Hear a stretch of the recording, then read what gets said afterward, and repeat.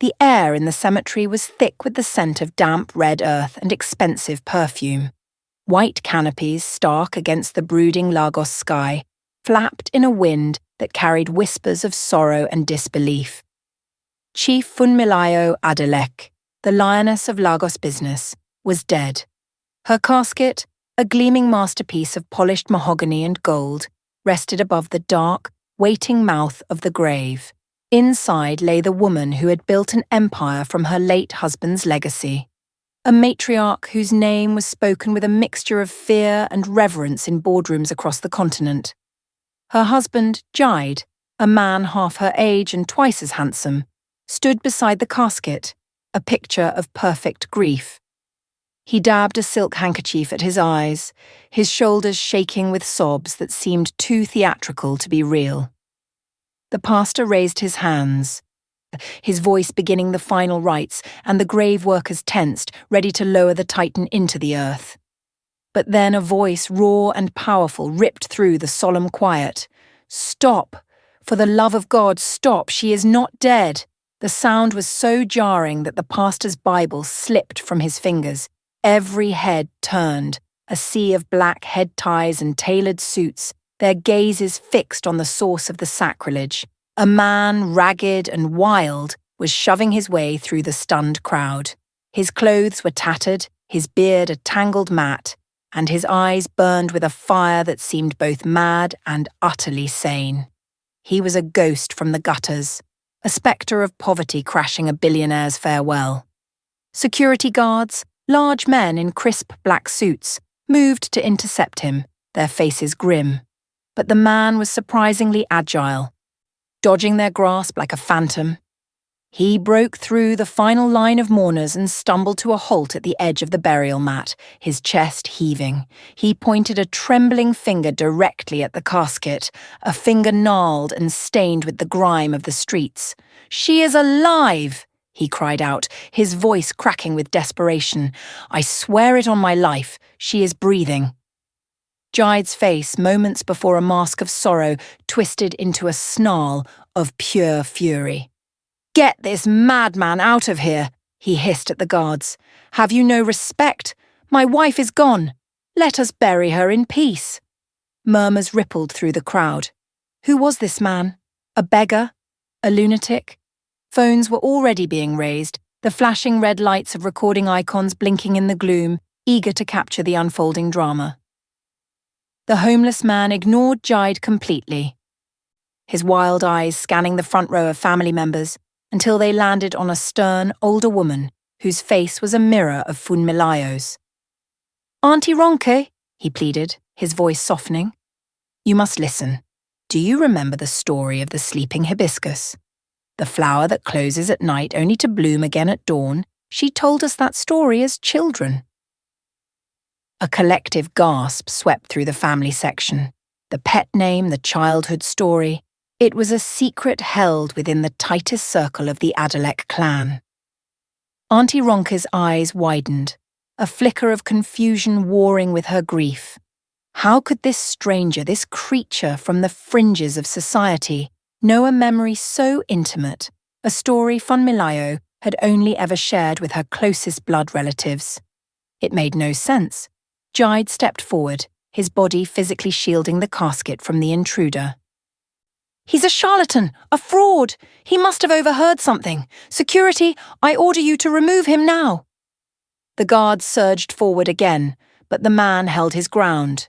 He looked directly at Jide, and the madness in his eyes sharpened into a piercing, knowing glare. "The poison is called azoju urun," he said, the Yoruba words falling like stones into the silence. "The herald of sleep. It is made from the root of the iwerepe vine. It does not kill. It paralyzes. It makes the heart beat so slowly that only the most skilled herbalist can detect it. You gave it to her in her evening tea, didn't you? You and the doctor who signed her death certificate so quickly." The mention of a specific poison, a method, and an accomplice turned the atmosphere from a spectacle into a potential crime scene. The air crackled with tension. Dr. Ibrahim, the family physician, who had been standing quietly in the background, went visibly pale, a sheen of sweat instantly appearing on his brow. He looked from Jaidi to the homeless man, his composure shattering like glass. The crowd was now a buzzing hive of suspicion and fear. The mourners were no longer looking at the homeless man as a lunatic, but as a prophet. They looked at Jaid's panicked rage, at Dr. Ibrahim's terrified expression, and doubt began to seed in their hearts. Auntie Ronka took a hesitant step forward, her hand clutching the pearls at her throat.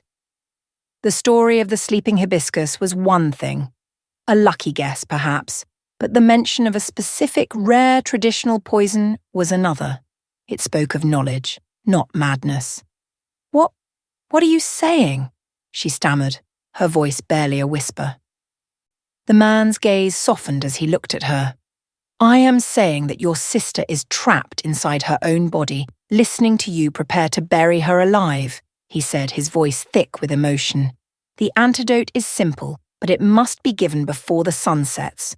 If you lower her into that grave, you will be committing a murder that her husband has already started." He then reached into the grimy depths of his tattered coat and pulled out a small, crudely carved wooden gourd, stoppered with a piece of cloth. "The cure is here," he declared, holding it up for all to see. "Now, are you going to let her die for a second time, or are you going to let me save her life?" The question hung in the air, a direct challenge that shattered the funeral's decorum. Jaid's handsome face was now a mask of pure, unadulterated panic. "This is a desecration," he roared, his voice trembling. "He is trying to perform some kind of ritual on my wife's body. This is an abomination." He turned to the pastor. "Father, please continue the service. Ignore this demon." But the pastor was frozen, his eyes wide, looking from the strange man to the sweating doctor to the furious husband.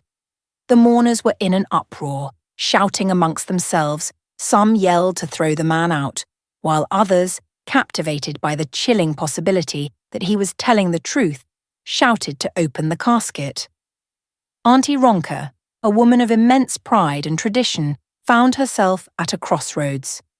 To believe this man was to accept a monstrous betrayal at the heart of her family. To ignore him was to risk condemning her sister to the most horrific death imaginable. She looked at Jaid's desperate, frantic eyes, and then at the homeless man's steady, pleading gaze. A cold dread, colder than any grief she had felt all day, washed over her. She made a decision. She turned to the two largest of her nephews and spoke a single word, her voice ringing with the authority of the family's new matriarch. "Open it." The command cut through the chaos, and for a moment the only sound was the wind whipping against the tents. Jaid stared at her, his mouth agape in disbelief, his perfect plan crumbling into dust before his very eyes. The chapter of Funmilayo Adeleke's life was supposed to be over, but a new terrifying one was just beginning. Jaid lunged towards Auntie Ronka, his composure completely gone. "Have you lost your mind?" he screamed, spittle flying from his lips. "This is my wife. You will not defile her memory based on the ramblings of a filthy beggar." But Auntie Ronka stood firm, her expression as unyielding as granite. Her nephews, two colossal men who owed their positions in the company to their aunt, moved to her side, forming a human wall between her and Jaid. The balance of power had shifted in an instant. The grief that had united the family was now cracking, revealing the fissures of suspicion that had long existed beneath the surface. Many in the family had been wary of Jaid, of his smooth charm and his obvious hunger for the Adeleke fortune. Now the beggar's words were giving voice to their deepest fears. The mourners watched, transfixed, a silent jury to a drama more gripping than any Nollywood movie. The air was electric with a single unspoken question. What if he was right? The grave workers, caught in the middle, looked uncertainly at the pastor who seemed to have shrunk into his robes, offering no guidance. All authority had been seized by two opposing forces, the frantic husband and the resolute sister. The homeless man, Adekunle, stood silently, holding the small gourd. His part in the drama momentarily played. He had lit the fuse. Now he could only watch as the explosion tore through the family. Auntie Ronke's voice was low and dangerous. "Jide, my sister is in that casket." The man mentioned a secret she shared only with her blood. He named a poison known only in the deepest parts of our ancestral lands. If you have nothing to hide, you will stand aside and let us look upon her face one last time. If you resist, you will only prove his point. Her logic was a razor, slicing through Jide's blustering rage and exposing the panic beneath. He opened his mouth to argue, but no words came out. His eyes darted around, looking for an ally, but he found none. Even his own friends in the crowd were looking at him with a new, unsettling curiosity. Dr. Ibrahim tried to intervene, stepping forward with a semblance of medical authority. "Please," he said, his voice strained. "We must be rational. Chief Adeleke has suffered a massive coronary event. I was there. I did everything I could. Opening the casket now it's a health risk. It's a violation of protocol." But his plea sounded weak, his medical jargon hollow against the primal fear that had gripped the assembly. The homeless man let out a short, bitter laugh. Protocol?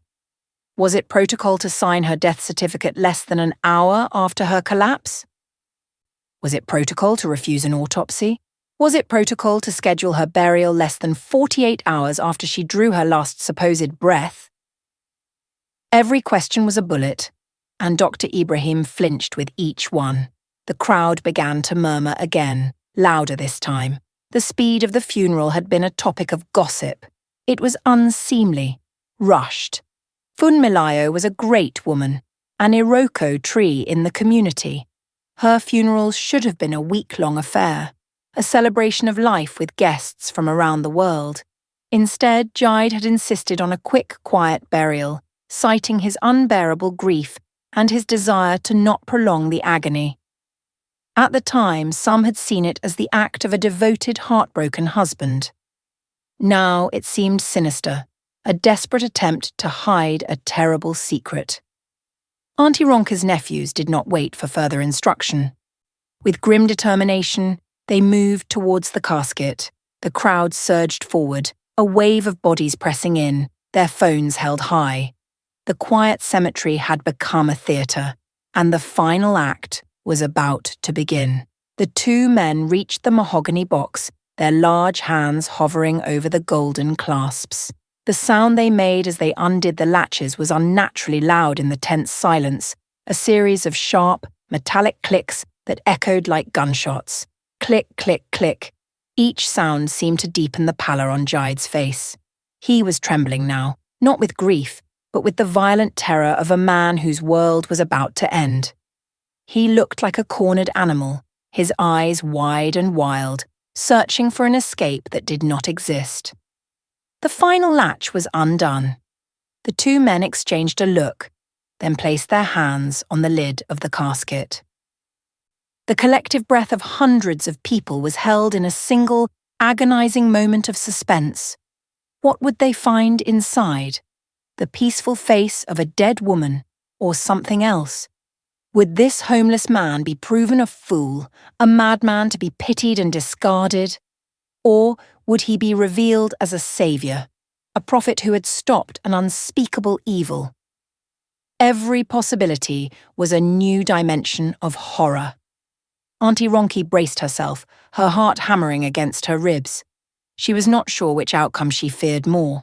The silence stretched, becoming so profound that the distant hum of Lagos traffic seemed to fade into nothingness. There was only the casket, the wind, and the unspoken terror that bound them all together. The lid was heavy, and the nephews grunted with effort as they began to lift it. It rose slowly, agonizingly, revealing the satin-lined interior inch by inch.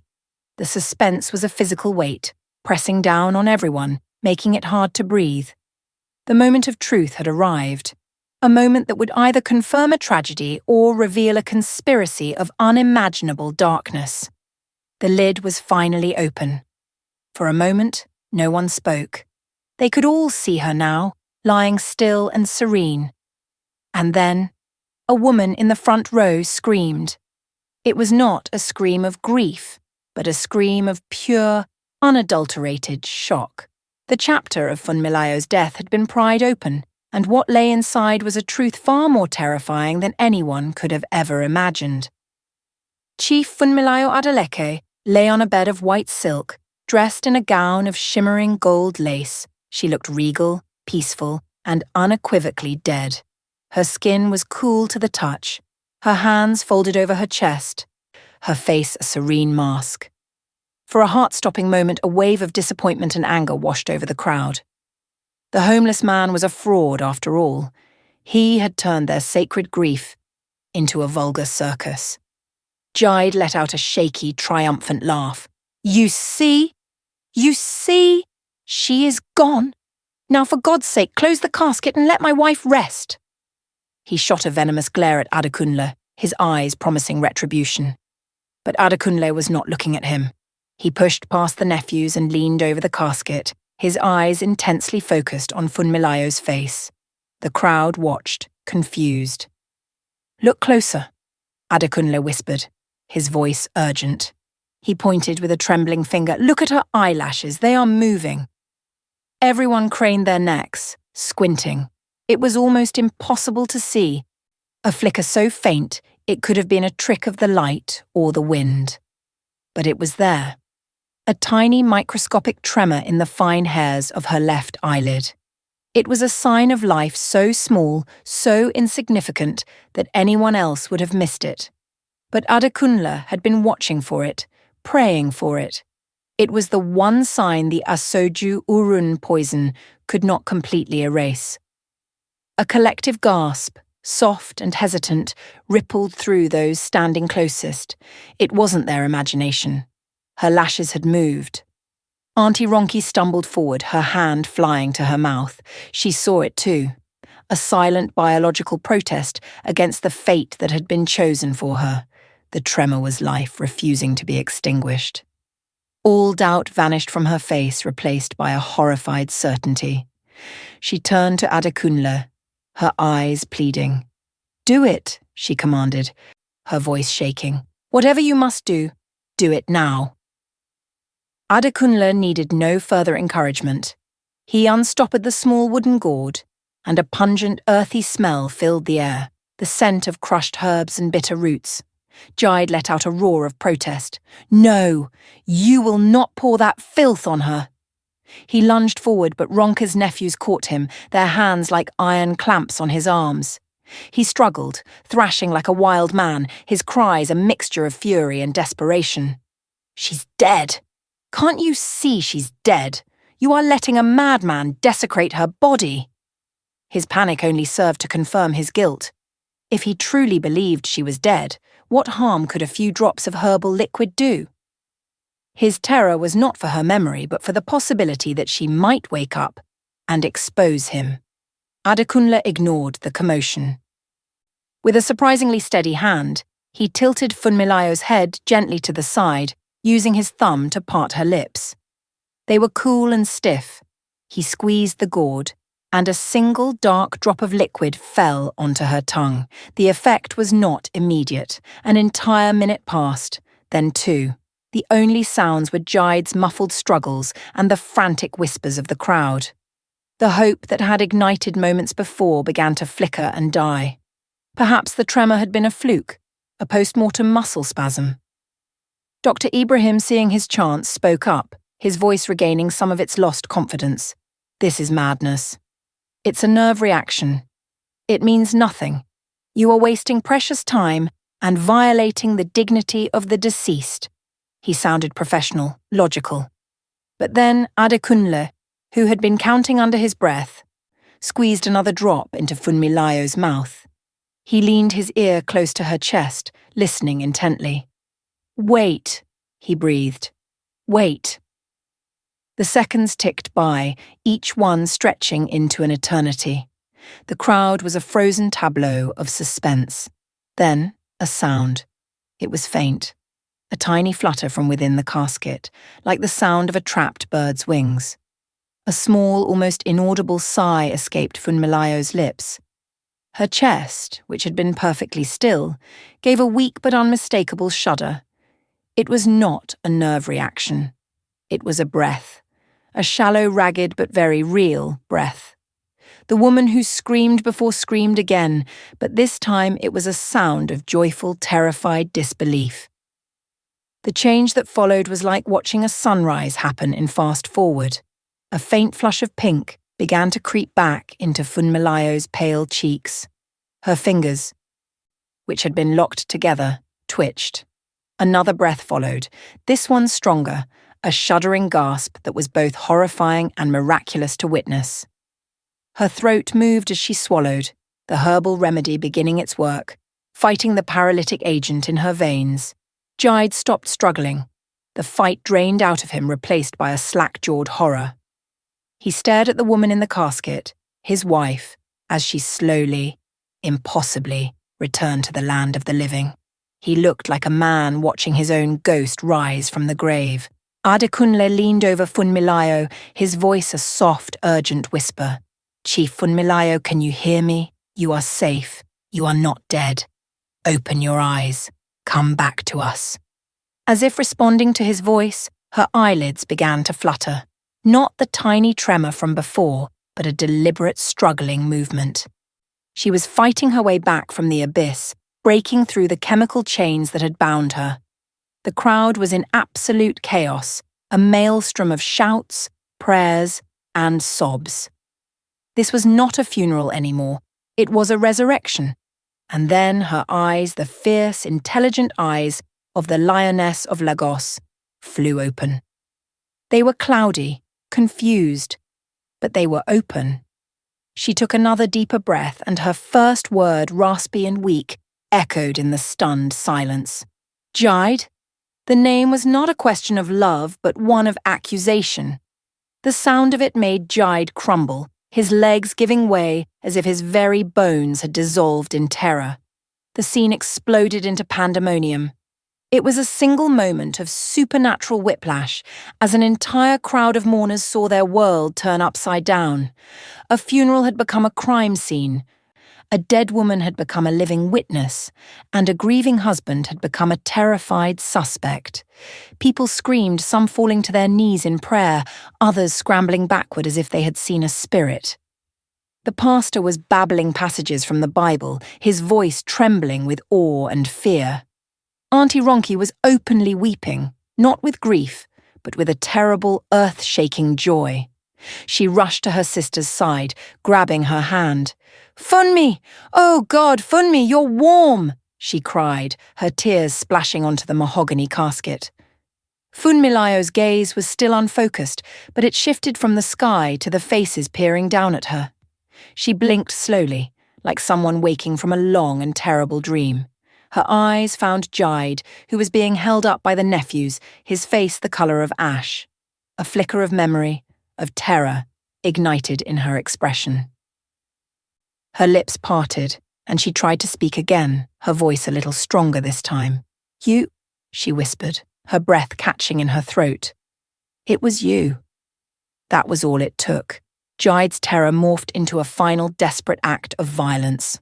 With a guttural roar, he broke free from the nephew's grasp. He did not run. He lunged, not at Adekunle, not at the guards, but directly at Funmilayo, his hands outstretched like claws, aiming for her throat. His intention was clear and horrifying, to finish the job he had started.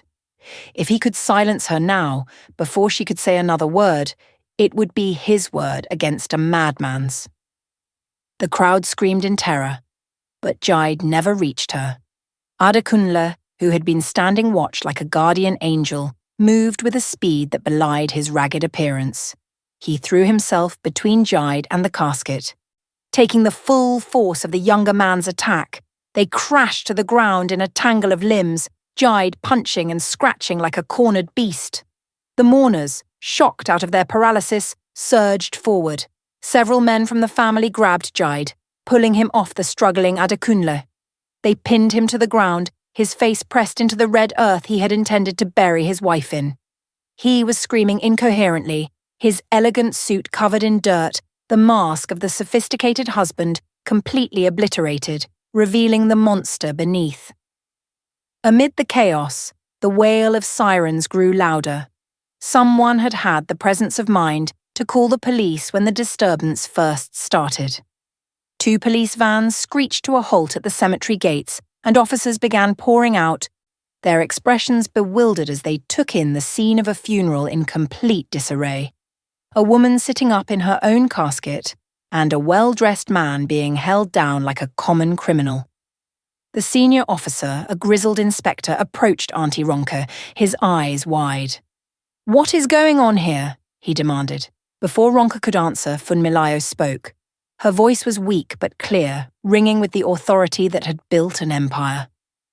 She pointed a trembling finger at her husband, who was still thrashing on the ground, and then at Dr. Ibrahim, who was trying to slip away unnoticed into the crowd. "Arrest them," she commanded. "They tried to murder me." There was no ambiguity in her voice. It was the testimony of the victim herself.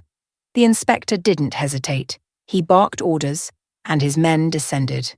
They hauled a screaming, cursing Jide to his feet and slapped handcuffs on his wrists. 2 other officers caught Dr. Ibrahim at the edge of the crowd, his escape attempt thwarted. He collapsed, sobbing, making no effort to resist as they cuffed him.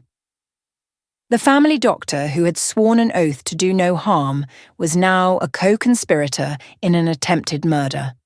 The drama was over, but the story was just beginning. Funmilayo, with the help of her sister, slowly sat up further in the casket. Her gaze moved past her arrested husband, past the shocked faces of her friends and family, and settled on the man who was now picking himself up from the ground. His coat was torn, and there was a fresh scratch on his cheek, but his eyes were calm. He had saved her. This stranger, this homeless man. She looked at him.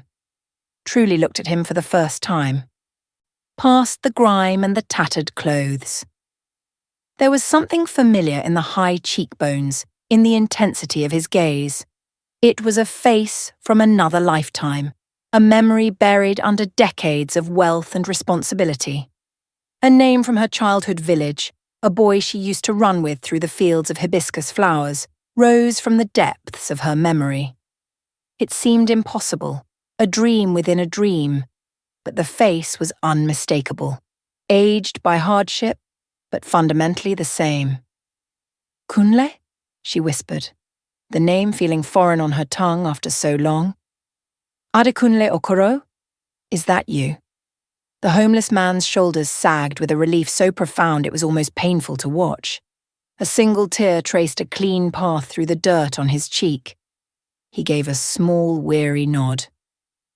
The lioness of Lagos and the beggar from the bridge were not strangers after all. They were ghosts from each other's past, brought together by a crime that had inadvertently unearthed a long-forgotten connection, a twist of fate that no one could have predicted. The world is full of stories, but some are too incredible to believe. If you're enjoying this one so far, don't forget to subscribe, like, and share it with your friends. It helps our channel grow and bring you more tales like this. Now tell me in the comments, what would you have done if you were a mourner at that funeral? Would you have believed the homeless man, or would you have dismissed him as a madman? Let's get back to the story. The man who stood in tattered clothes at the cemetery was a ghost of a life that had once been vibrant and full. Before the streets claimed him, he was Professor Adekunle Okoro, a man whose passion was not for money or power, but for the grand sweeping story of history. At the University of Lagos, his lectures were legendary, his office a sanctuary of books and ideas. His world was not the cold concrete under the Falomo Bridge, but a modest, loving home filled with the scent of his wife Anike's cooking and the sound of his 6-year-old daughter Amara's laughter. His life was a testament to quiet success, a universe built on love and knowledge. The name Folake Adebayo was a whisper from a distant past, a childhood memory of a girl from his village whose family had vanished into the golden promise of Lagos. Their paths had diverged so completely that he never imagined they would cross again. He was a man who believed in the ordered progression of things, in the systems that governed society, and in the fundamental principle that justice, though sometimes slow, was inevitable. He taught his students that history was a relentless march forward, and he had no reason to believe his own life would be a cruel exception to that rule. His world was small but complete, a fragile ecosystem of happiness that he believed was protected by the laws of fairness and decency. He was a good man, living a good life, utterly blind to the brutal randomness of the storm that was gathering just over the horizon. The storm broke on a Saturday. The sky was clear, the air was warm, and the world felt safe. Adekunle, Anike, and Amara were returning from a trip to the market. Their car filled with groceries and the cheerful sound of Amara singing off-key. Anike was laughing, her head thrown back, a picture of pure joy that would be seared into Kunle's memory, forever. Then came the screech of tires, a sound that tore a hole in the fabric of the afternoon. A sleek black Mercedes moving at an impossible speed ran a red light and ploughed directly into them. The world became a chaotic symphony of shattering glass, twisting metal, and a sudden, violent silence. Kunle survived, protected by a collapsing driver's side door, but he awoke in the sterile white silence of a hospital room to a world that had been emptied of all its meaning. The doctor's words were meant to be gentle, but they were hammer blows that shattered his soul. Anike and Amara were gone, killed instantly. In the haze of his grief, one image from the crash scene kept replaying in his mind. The driver of the Mercedes, a young man reeking of expensive cologne and alcohol, stumbling out of his car and making a frantic phone call, not to the police but to his father, a powerful senator. In that moment, Adekunle's tragedy began its transformation into a profound and soul-crushing injustice.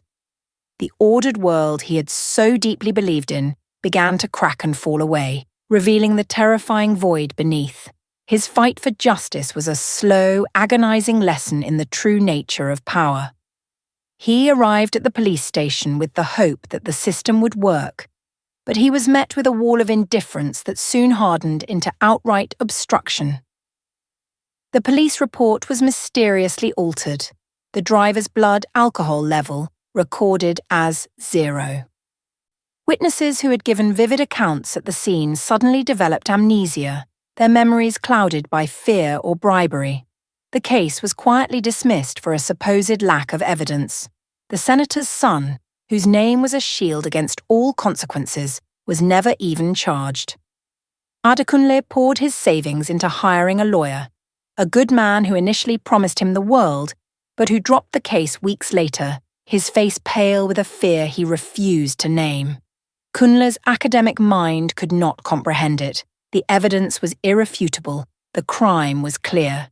Yet, every door he knocked on was slammed in his face. His grief, with no outlet, began to curdle into a black, corrosive despair. He saw photos online of the young man who had destroyed his world, celebrating on a yacht in Dubai, his smile a testament to his untouchability. The injustice was a living monster, stalking him, whispering that the lives of his wife and child had been meaningless, a small price to pay for a rich man's fleeting pleasure. The moral arc of the universe, he finally understood, didn't bend on its own. It was bent and twisted by the brute force of wealth. The man he was, Professor Adekunle Okoro, died long before he started sleeping on the streets. He could no longer stand in front of a lecture hall and speak of progress and order. The words felt like ash in his mouth.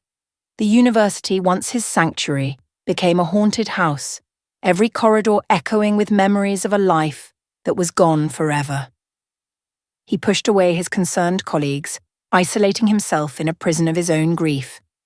He began to drink, not for pleasure but for oblivion, chasing a quiet darkness that the daylight world would not allow. The drinking cost him his job. The loss of his job cost him his house. He sold his books, the physical manifestations of his soul, for a few naira to buy another bottle. Each transaction was a small suicide, another piece of the professor given away. He drifted through the city, a spectre of sorrow, until he had exhausted every ounce of goodwill and burned every bridge to his past. The final step, the one from which there was no return, was onto the streets. Under the roaring traffic of the Falomo Bridge, amidst the other broken and forgotten souls, he finally found a place where he belonged. The shame was a fire at first, but it eventually cooled into the numb embers of acceptance. He was no longer a professor, a husband, or a father. He was just Kunle, a ghost in the machine of Lagos. Life on the street was a brutal education. It stripped him of his intellectual arrogance and taught him the primal laws of survival. He learned the rhythm of the city's underbelly, the language of desperation, and the geography of hunger.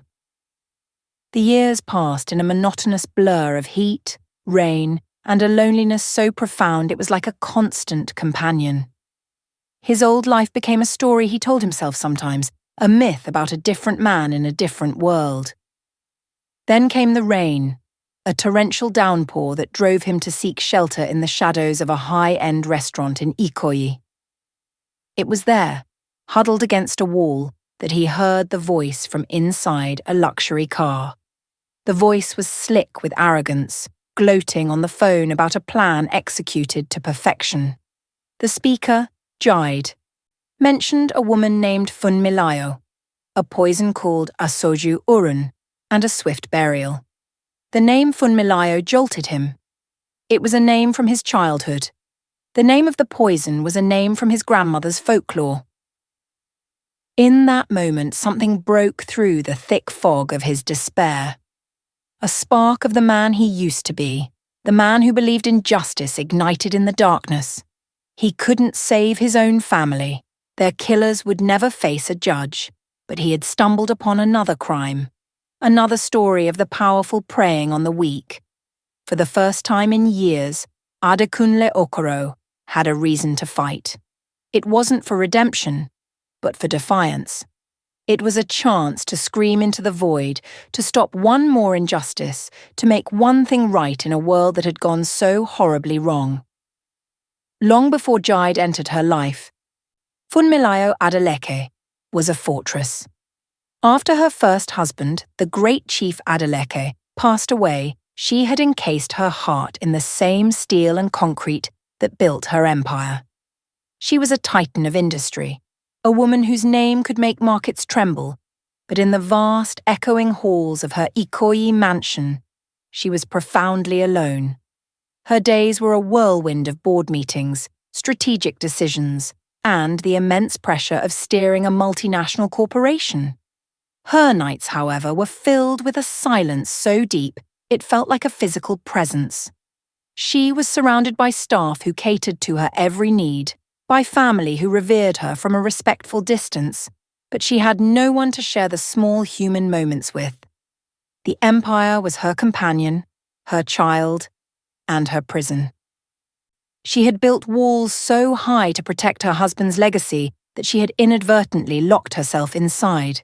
She was the Lioness of Lagos, a title earned through ruthless negotiation and brilliant foresight. But she was also just a woman, growing older in a gilded cage, starving for a connection that her wealth and power seemed to make impossible.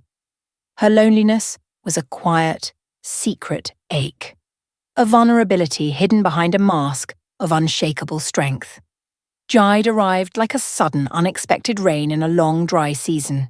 They met at a charity gala, an event Funmilayo attended out of duty, her mind already on the next day's financial reports. He was a young, ambitious entrepreneur whose charm was his greatest asset. Unlike other men who approached her with a cloying, transparent awe for her wealth, Jide seemed utterly unimpressed. He spoke to her not as a CEO, but as a woman. He asked about her day, about the art on the walls, about the music. He listened, truly listened, with an intensity that made her feel seen for the first time in years. He pursued her with a gentle, calculated persistence, not with extravagant gifts she could easily buy herself, but with thoughtful gestures that spoke of a deeper attention. He would send her a single perfect hibiscus flower, remembering an offhand comment she'd made. He would call her late at night, not to talk business, but just to ask if she had eaten. He skillfully dismantled her fortress, not with a battering ram, but by finding the one unlocked door she had forgotten existed, her profound need to be cherished. He made her feel beautiful, desired, and most importantly, normal. He was an expert hunter, and he knew his prey was not hungry for money, but for affection. Their romance was a whirlwind, a blur of stolen weekends and secret dinners that made Funmilayo feel like a young girl again.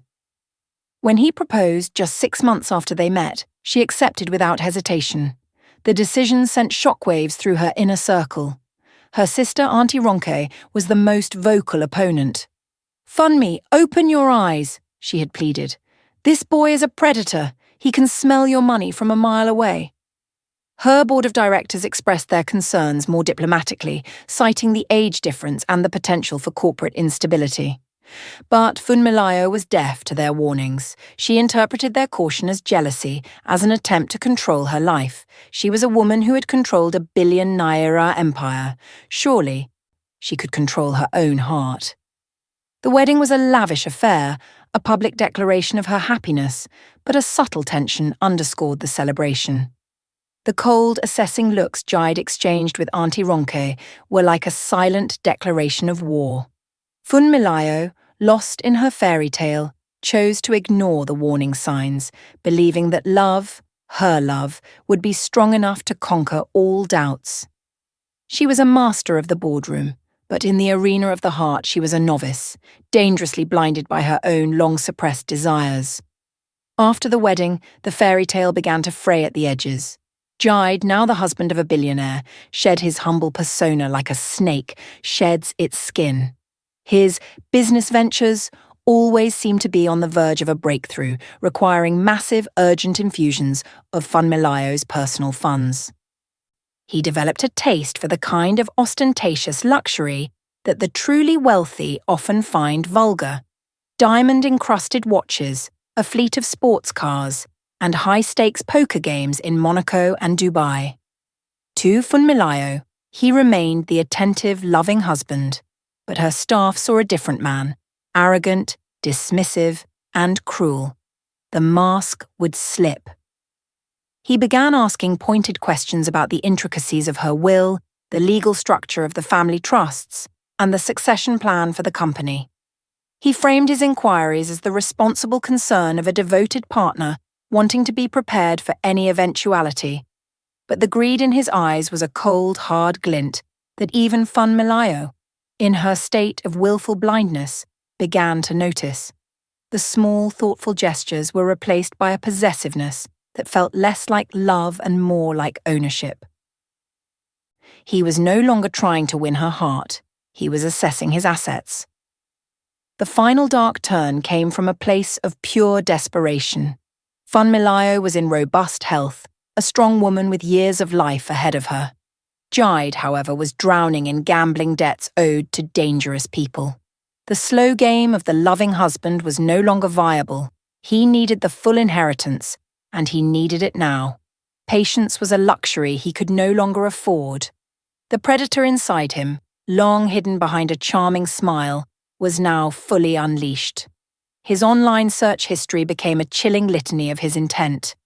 Rare, untraceable poisons, herbal toxins of West Africa, how to induce a heart attack. He reconnected with Dr. Ibrahim, the family physician whose shameful secret he had kept for years, a secret that made the doctor a puppet he could now command. He began to look at his wife not with love, but with the cold, detached calculation of an executioner. He would watch her sip her evening tea, the very cup he planned to poison. and he would smile. A loving, tender smile that concealed a heart as black and cold as the grave he was already digging for her in his mind. The hunter was ready to make his kill.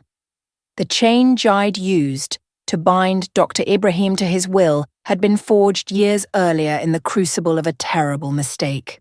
The doctor, then a rising star at a prestigious hospital, had made a fatal diagnostic error, costing a wealthy patient his life. The family had prepared a lawsuit that would have ended his career and left him in financial ruin. Jaid, through the shadowy network of fixers and influencers he cultivated, had intervened. Evidence was misplaced. Witnesses were persuaded to change their stories, and the lawsuit vanished. Dr. Ibrahim was saved, but his freedom came at a price. He was now owned by Jaid, a debt that had been sitting dormant, accruing a silent, terrible interest. Jaid called in that debt not with a threat, but with a seductive proposition. He painted Funmilayo as an aging, erratic tyrant whose conservative business decisions were strangling the company's potential. He presented his plan not as a murder, but as a necessary transition, a way to put her to sleep peacefully so that he, with his youthful vision, could save the empire. He assured the terrified doctor that the poison was painless, a gentle release, and that his role was simply to manage the situation and ensure no one grew suspicious. Dr. Ibrahim, a weak man trapped by his past, saw no way out. He was caught between a hypothetical crime and a certain ruin, and he made the cowardly choice to become a conspirator. To find the weapon for his silent war, Jaid delved into the forgotten corners of Funmilayo's own history. He tracked down a former groundskeeper from the Adeleke estate, a bitter man named Silas, whom Funmilayo had personally fired for theft years ago. Silas, it turned out, was from the same remote village as Funmilayo and Adekunle. For a briefcase full of cash, the man's resentment loosened his tongue.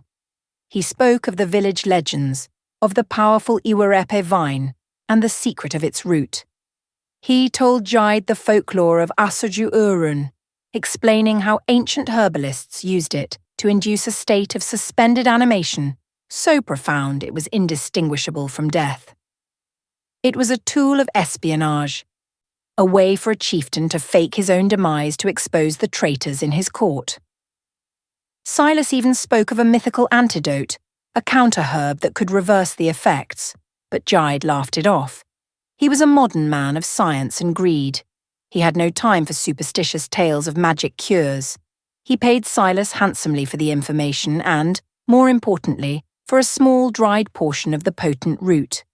He left feeling triumphant, holding in his hand a piece of ancient tradition that he would use to commit a thoroughly modern crime, never suspecting that the very folklore he dismissed held the key to his own undoing. The poisoning was a masterclass in patience and cruelty. Jaid, the loving husband, took personal charge of preparing his wife's nightly cup of calming herbal tea, a ritual she cherished. It became his delivery system. Each night he would add a tiny, almost undetectable amount of the finely powdered root to her cup, a slow and steady assault on her nervous system. Over the course of several weeks, he watched with detached fascination as the vibrant, powerful woman he married began to fade. The first signs were subtle, a persistent fatigue she blamed on work, a strange chill in her bones that no blanket could warm. Then came the muscle weakness, the slight tremor in her hands that made signing documents difficult. She grew worried and Dr. Ibrahim was called. He played his part perfectly, his face a mask of grave concern as he ran a series of pointless tests. He diagnosed her with a rare and aggressive neurological disorder, a fictitious disease that provided the perfect cover story for her eventual, inevitable demise. He created a medical narrative that would lead everyone to the wrong conclusion, meticulously paving the way for a murder that would be mistaken for a tragedy. On the chosen night, with a major business deal set to close in her favor the next morning, Jaid decided the time was right. His creditors were growing impatient, and the successful closure of the deal would add another £1 billion to the fortune he was poised to inherit. In her final cup of tea, he administered a dose 10 times larger than any he had given her before. He sat with her, holding her hand as she complained of a sudden crushing exhaustion. He watched as her breathing grew shallow, as her limbs grew heavy, as the light in her fierce eyes began to dim. When she finally lost consciousness, he feigned panic, calling Dr. Ibrahim in a frantic staged phone call. The doctor arrived within minutes, immediately taking command of the situation. He declared it a medical emergency, barred any other staff from the room, and began a performance of futile, life-saving measures. Less than an hour later, he emerged from the bedroom, his face a mask of sorrow, and announced that the great chief Funmilayo, Adeleke, was gone. The death certificate was signed before the family had even been fully notified, citing cardiac arrest due to complications from her degenerative neurological condition as the cause of death. The lie was complete. The final phase of the plan was a frantic race against time and tradition. A woman of Funmilayo's stature deserved a grand week-long funeral, but Jide knew that time was his enemy. The longer her body remained unburied, the greater the risk of the poison wearing off or someone demanding an autopsy. He weaponized his grief, turning it into a tool to override all cultural expectations. He presented himself as a man so utterly shattered by his loss that he couldn't bear a prolonged public spectacle. He insisted on a quick private burial to honor her humble nature, a claim so absurdly out of character for Funmilayo that it raised Auntie Ronka's suspicions. The family, disoriented by the shock of the sudden death, reluctantly agreed. The night before the funeral, Jide, needing to steel Dr. Ibrahim's frayed nerves, arranged a final meeting. Fearing they might be seen at the hospital or the house, Jide chose a dark, quiet street beside the lagoon to talk, a place of anonymity right next to the Falomo Bridge. In his arrogance, as he confirmed the final details of his victory, he never noticed the pair of eyes watching from the shadows, the eyes of a forgotten man who understood the language of his village's darkest legends. The aftermath of the cemetery resurrection was a media tsunami. The story was a perfect storm of wealth, betrayal, and the seemingly supernatural. It led every newscast from Lagos to London. "The lioness roars back from the grave," screamed one headline. "Billionaire's husband arrested at her funeral," shouted another.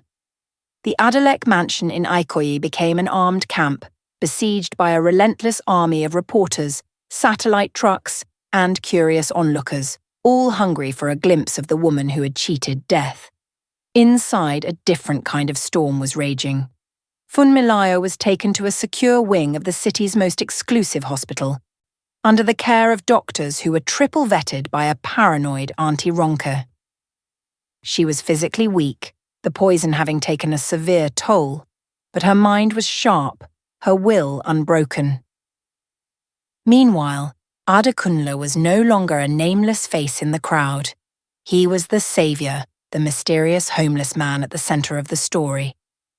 After giving a detailed statement to the police, he was taken to a safe house, his anonymity shattered forever. He was a key witness in the most sensational crime of the decade, a man who had walked out of the shadows and into the blinding glare of history. The city, the nation, the world, everyone was holding their breath, waiting for the next chapter of this unbelievable story to unfold. A few days later, once she was stable and back within the secure walls of her own home, Funmilayo sent for him. Adekunle arrived not as a beggar, but as a guest of honor, dressed in a simple but well-fitting traditional tunic and trousers provided by Auntie Ronka's staff.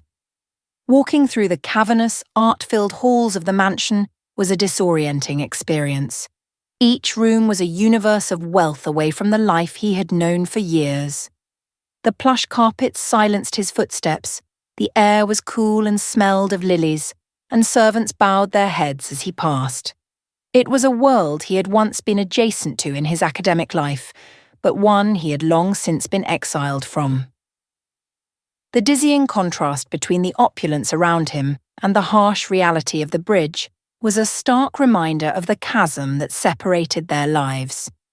He was a ghost from another world, an anomaly in this palace of marble and glass. Brought here by a twist of fate so bizarre it felt like a dream. He felt the weight of every eye on him, the silent questions, the curiosity. He was the man who had stopped a burial, but here, in the heart of the empire he had saved, he felt more lost than ever. She received him in her private study, a warm wood-panelled room lined with thousands of books. She was seated in a large leather chair, looking smaller and more fragile than he remembered, a blanket draped over her lap. But the fire in her eyes was undiminished. It was the same fierce intelligence he remembered from the girl who used to beat him in races through the village fields. She watched him as he entered, her expression a complex mixture of gratitude, curiosity, and a deep, soul-shaking sorrow. She gestured for him to sit, and for a long moment, they simply looked at each other, two survivors of different shipwrecks, now stranded on the same shore. Funmilayo was the first to speak, her voice soft but steady. She told him that words like, "thank you," were meaningless for the debt she owed him. She had tried to think of how to repay him and had come to the only conclusion a woman like her could.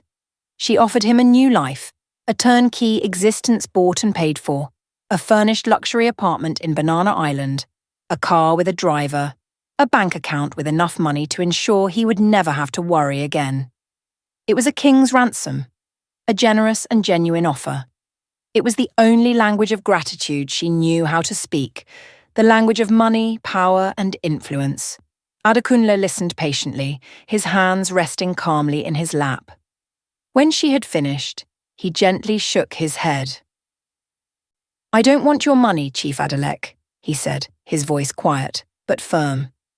The refusal hung in the air between them, so unexpected that Funmilayo was momentarily speechless. He then leaned forward and, for the first time, told her his own story. He spoke of Anike and Amara, of the black Mercedes of the senator's son who walked free. He told her of the police reports that vanished, of the witnesses who fell silent, of a justice system that was a marketplace where the rich could buy any verdict they wanted. His voice was devoid of self-pity, a calm recitation of a tragedy that had hollowed out his world. "Your husband is in a police cell," Adekunle finished, his gaze unwavering. "He will stand before a judge. The man who murdered my family lives in a mansion bigger than this one. You have power I can only dream of. You can make calls that generals and ministers will answer. You can hire investigators who cannot be bought. That is my price. Not your money. Your power. Get me justice for the wife and daughter I could not protect." Funmilayo was completely shattered by his words. In her world, everyone had a price, usually a monetary one. But this man, who had nothing, was asking for something far more valuable: justice.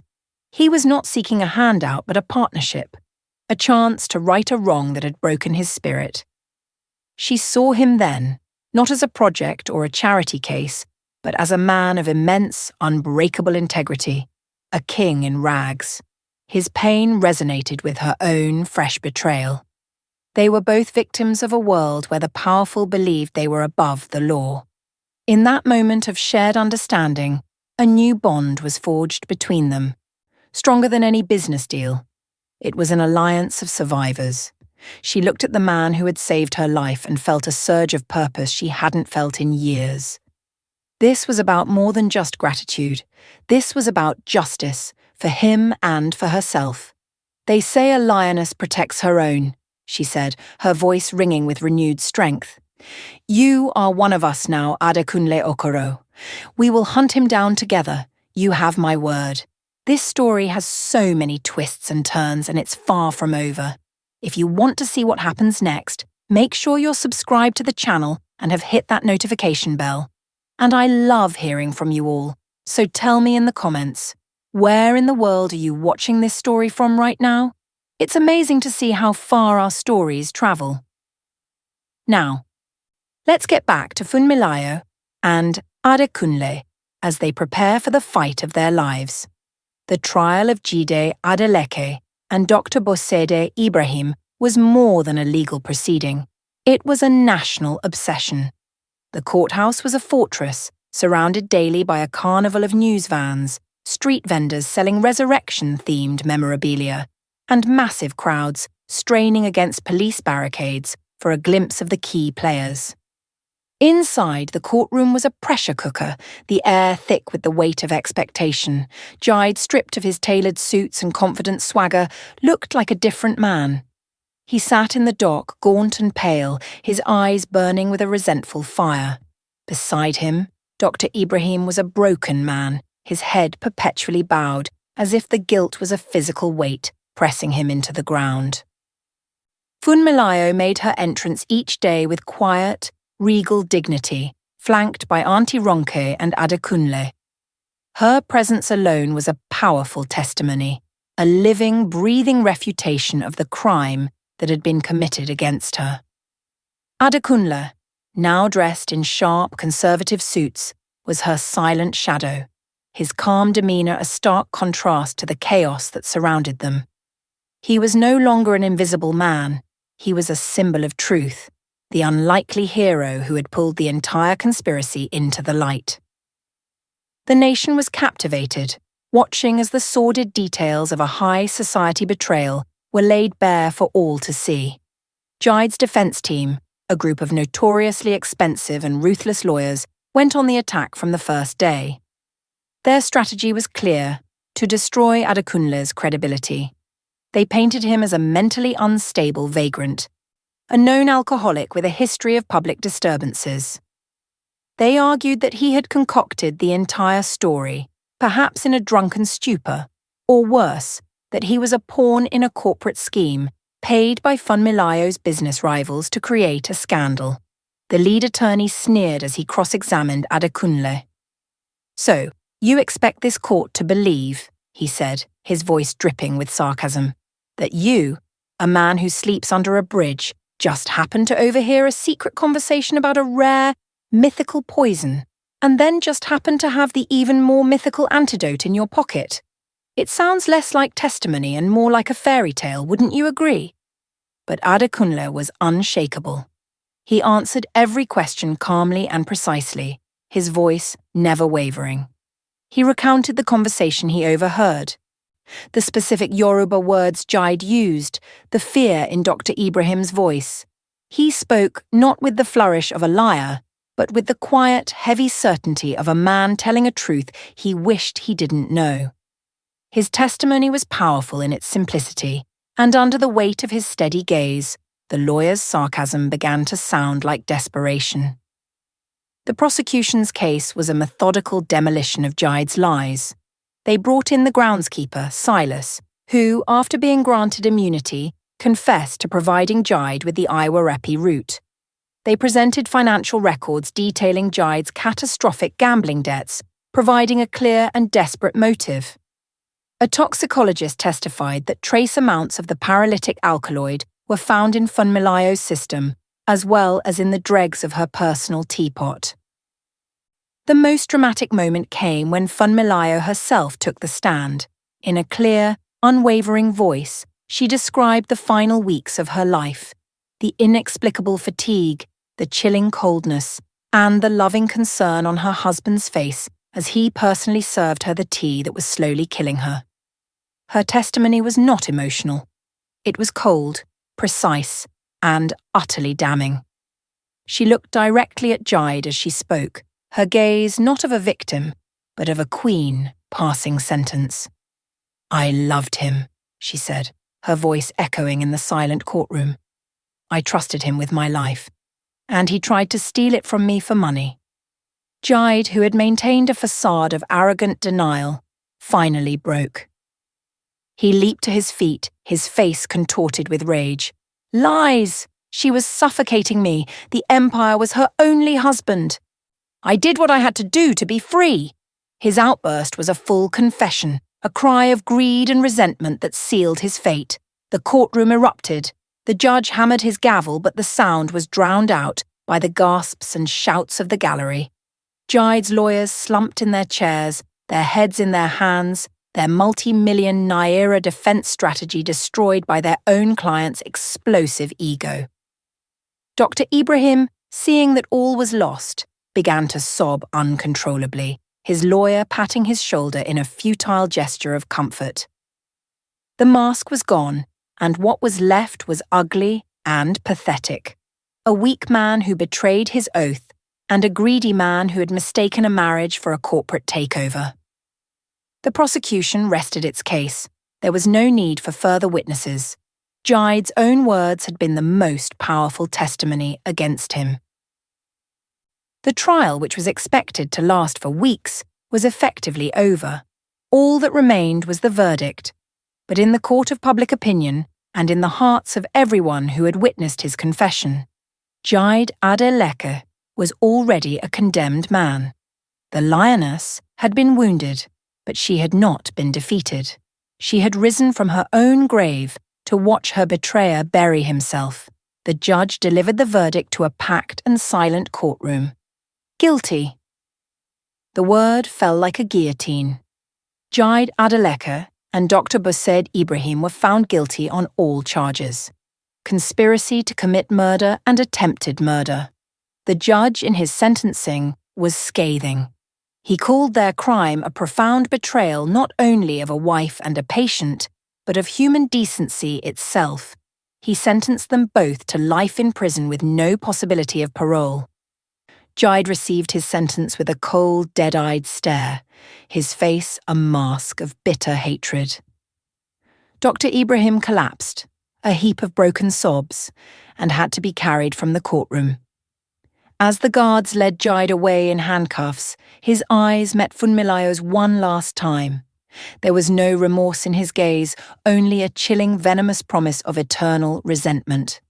Funmilayo did not flinch. She watched him go, not with triumph, but with a profound and weary sadness. The chapter of her life with him was finally, violently, closed. The courtroom exploded with applause and cheers as the verdict was announced, but Funmilayo and Adekunle sat silently amidst the storm, their victory a somber, heavy thing. Justice had been served, but the scars of the battle would remain forever. With Jaid's trial concluded, Funmilayo turned the full force of her empire towards fulfilling her promise to Adekunle. She unleashed a team of the nation's best private investigators and most tenacious lawyers, a veritable army tasked with one mission: to unravel the cover-up that had protected the senator's son for so long. They were relentless. They tracked down the original witnesses from the accident, offering them full protection and financial security in exchange for their true testimony. The fear that had kept them silent for years was no match for the power and influence of the Adeleke name. A mechanic who had been intimidated into silence came forward with photos he had secretly taken of the senator's car, proving the speed and force of the impact. A paramedic haunted by his conscience testified that the police had forced him to alter his report at the scene. The web of lies, so carefully woven by the senator's power, began to unravel thread by thread. The investigators uncovered a trail of illicit payments, linking the senator directly to the police commissioner and the judge who had dismissed the original case. The story was a bombshell, a scandal that rocked the political establishment to its core. The hunter had become the hunted.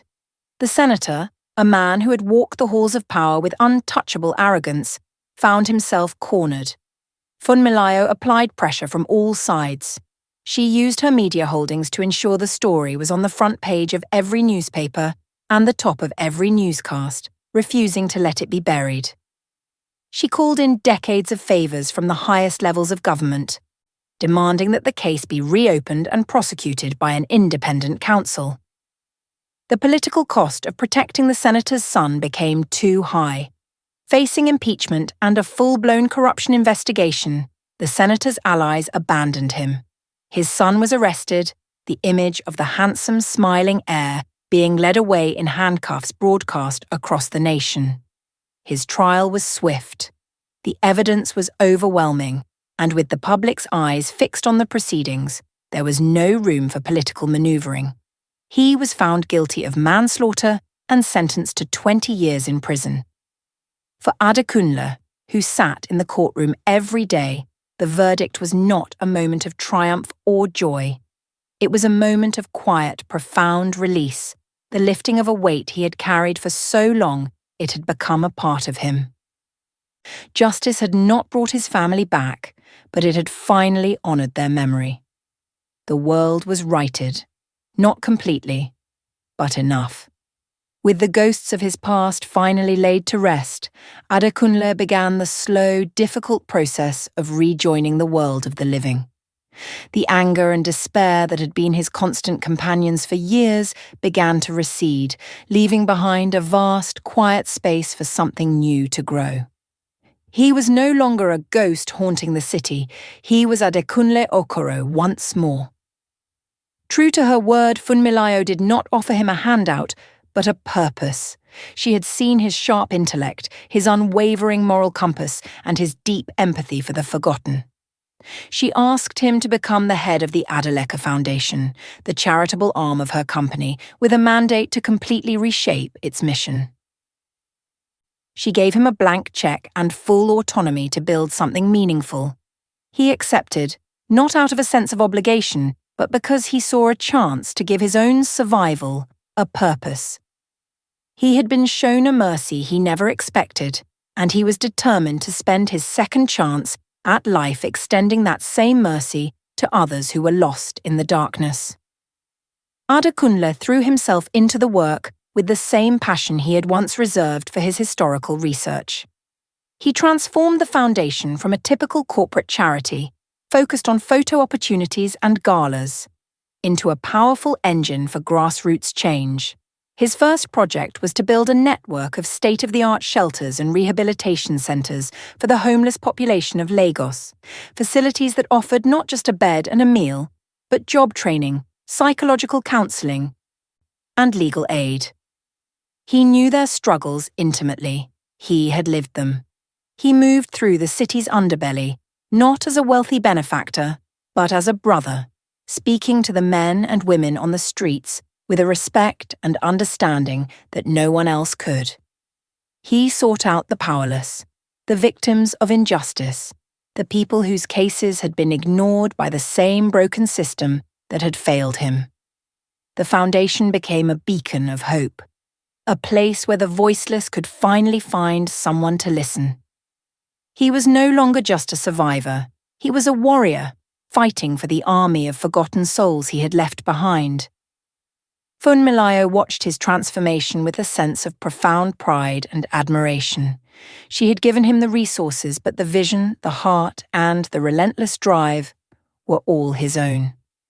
Their relationship evolved into something rare and beautiful, a deep platonic bond forged in the crucible of their shared trauma. They were not lovers, but soulmates in survival.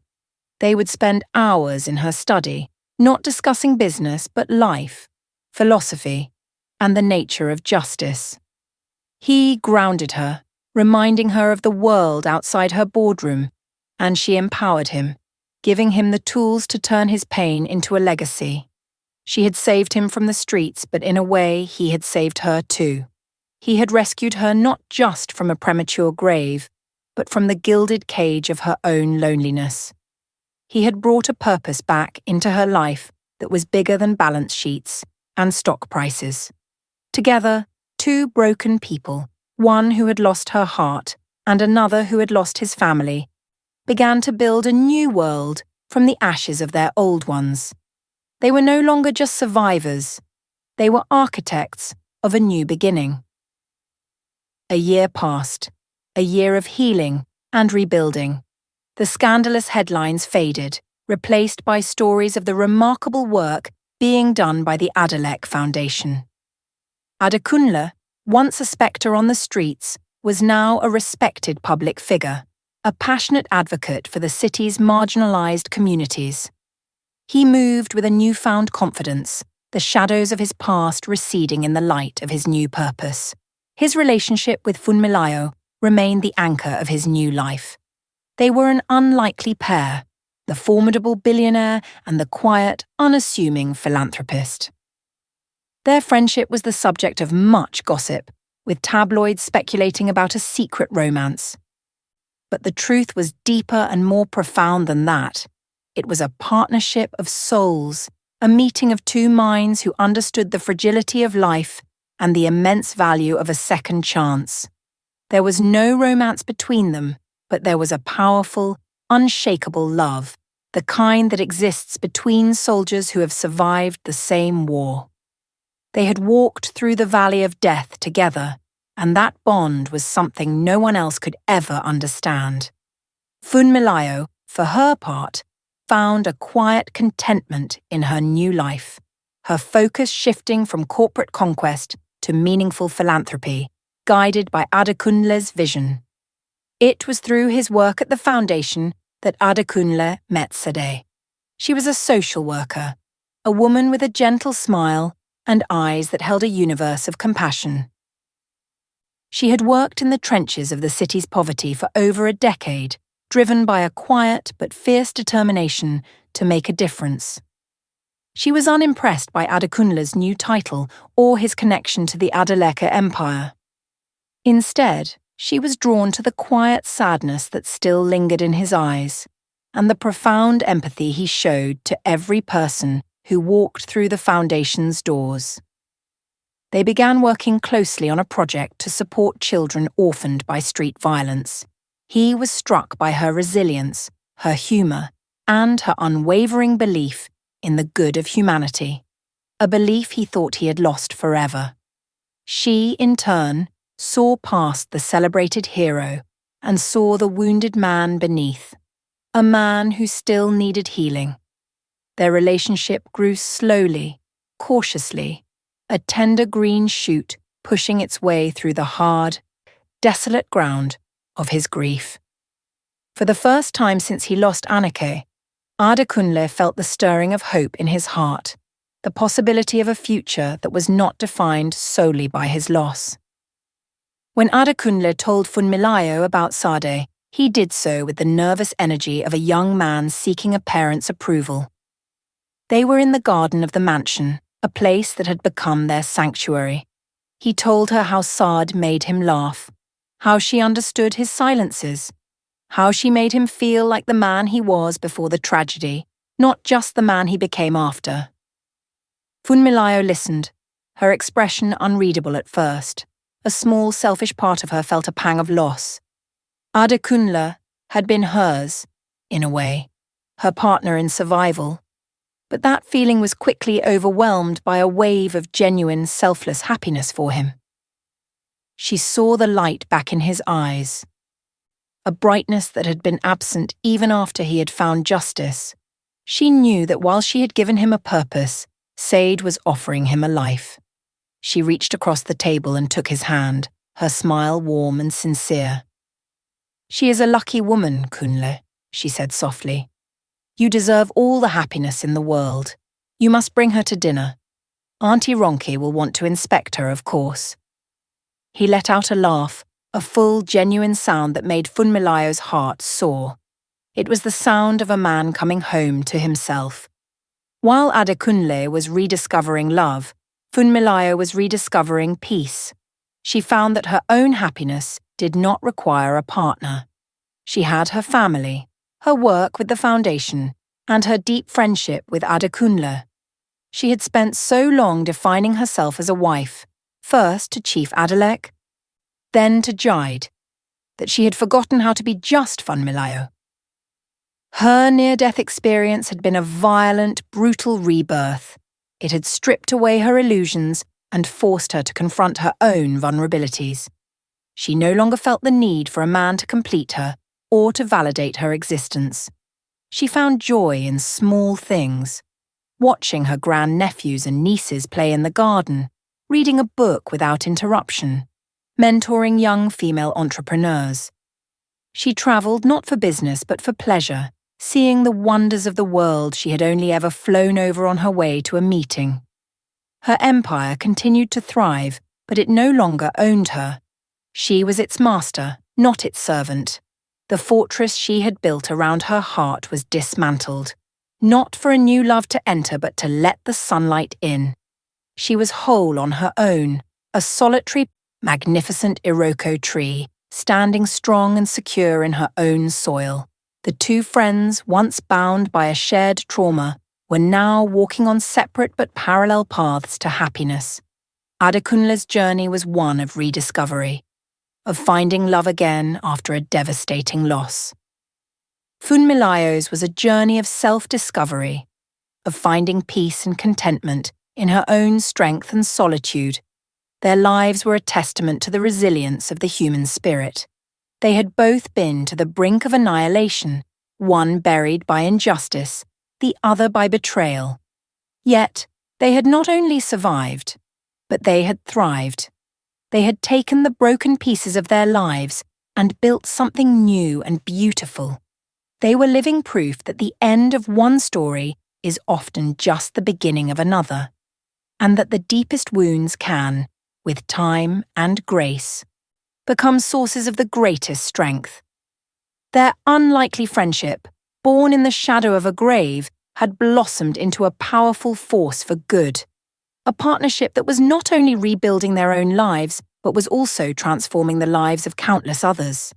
They had found their new beginning, not in forgetting the past, but in using it to build a better future. 5 years later, the garden of Funmilayo's mansion was filled with the sounds of joy and celebration. It was the day of Adekunle and Sade's traditional wedding, a vibrant, beautiful affair that brought together two very different worlds. On one side were the powerful and elite of Lagos, friends and associates of Funmilayo, who served as the proud chairwoman of the event. On the other side were the people whose lives the Adeleke Foundation had touched, social workers, rehabilitated street children, and families who had found justice through Adekunle's work. It was a testament to the world he and Funmilayo had built together, a world where the lines between the powerful and the powerless were blurred by a shared sense of community. Adekunle stood tall and proud in his flowing white agbada, his eyes fixed on Sade as she walked towards him, a vision of grace and beauty. Funmilayo watched from the front row, a serene smile on her face. Her heart was full, not with the bittersweet longing of a lost love, but with the pure, uncomplicated joy of seeing her dearest friend, her brother in spirit, find the happiness he so richly deserved. This was the true victory. Not the prison sentences, not the corporate success, but this: life, love, and the promise of a new generation. In the quiet solitude of his maximum security prison cell, Jaid Adeleke was a withered husk of the man he once was. The anger and arrogance had long since burned out, leaving behind only the cold, grey ash of regret. The endless, monotonous days had given him something he'd never had in his previous life: time for reflection. He was haunted not by the wealth he had lost, but by the memory of Funmilayo's face in the courtroom. Not her anger, but her sadness. He finally understood that he had tried to destroy the one person who had shown him genuine affection, a crime far worse than attempted murder.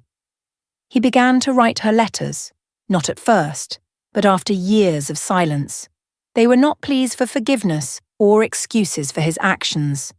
They were simple, raw confessions of his own moral bankruptcy. He wrote about his envy, his insecurity, and the all-consuming greed that had poisoned his soul. "I was a boy playing at being a king," he wrote in one letter, "and I tried to kill the queen because her crown was heavier than mine. I see that now. I pray you find peace." Funmilayo read each letter, and after years of holding on to her justified anger, she finally let it go. She wrote back a single sentence: "I found peace the day I forgave you." Forgiveness, she had learned, was not for the sinner, but for the sinned against. It was the final act of taking her power back. Funmilayo's own life had settled into a rhythm of peaceful productivity.